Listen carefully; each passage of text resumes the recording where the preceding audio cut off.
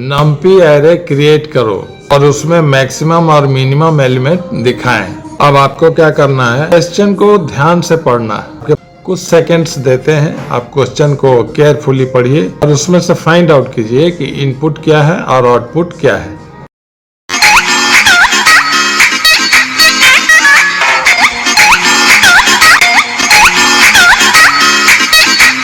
यही बता देता हूँ आपको कि इसमें इनपुट क्या है।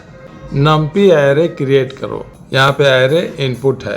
एक आउटपुट क्या मांगा गया, लॉजिक लगा के मैक्सिमम और मिनिमम एलिमेंट को डिस्प्ले करना है। एरे एक वेरिएबल है, डेटा को स्टोर करता है। तो आप कह सकते हैं कि जब ये वेरिएबल है तो इसका नाम वेरिएबल होना चाहिए। एरे क्यों पड़ा इसका नाम? एरे इसलिए पड़ा है क्योंकि जो सिंपल वेरिएबल है उसमें एक ही वैल्यू स्टोर रहता है। एरे जो है एक ऐसा वेरिएबल है जो मल्टीपल वैल्यूज को एक ही साथ स्टोर करता है। वैल्यूज एक ही टाइप के होते हैं। पहचानने का एक और तरीका है, जब नॉर्मल वेरिएबल के वैल्यू को डिस्प्ले कराएंगे तो आप डायरेक्ट लिख सकते हैं प्रिंट एक्स, लेकिन जब एरे वेरिएबल के वैल्यू को डिस्प्ले कराना होगा इंडेक्स नंबर भी देना पड़ेगा।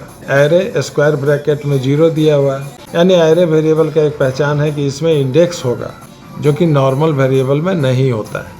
और एक अंतर है सिंपल वेरिएबल से। सिंपल वेरिएबल चूंकि एक ही डेटा जमा करता है, इसलिए अगर 3 डेटा स्टोर करना है 3 अलग अलग सिंपल वेरिएबल लेना पड़ेगा, A, B और C, जबकि यही तीनों डेटा एरे में एक ही साथ और एक ही नाम के वेरिएबल में स्टोर रह सकता है। नमपी जो है न्यूमेरिक मॉड्यूल है, उसमें सारा फंक्शन अवेलेबल है। एरे भी आपका बना देगा, उसमें से मैक्सिमम वैल्यू भी निकाल देगा, मिनिमम वैल्यू भी बता देगा। तो कहीं प्रोसेस लगाने की जरूरत नहीं है।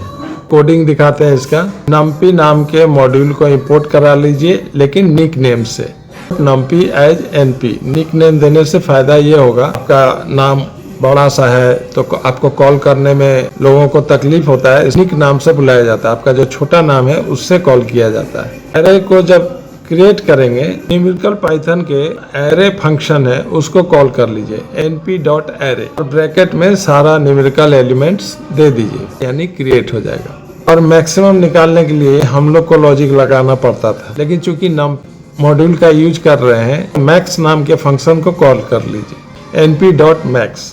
ब्रैकेट में आर्गुमेंट में एरे दे दीजिए, तो एरे में से जो मैक्सिमम एलिमेंट है उसको डिस्प्ले कर देगा और जो मिनिमम एलिमेंट है उसको भी डिस्प्ले कर देगा। np.minimum फंक्शन को कॉल कर लेंगे। पुट देख लीजिए, एरे के एलिमेंट को डिस्प्ले कर दिया, मैक्सिमम मिनिमम भी डिस्प्ले कर दिया।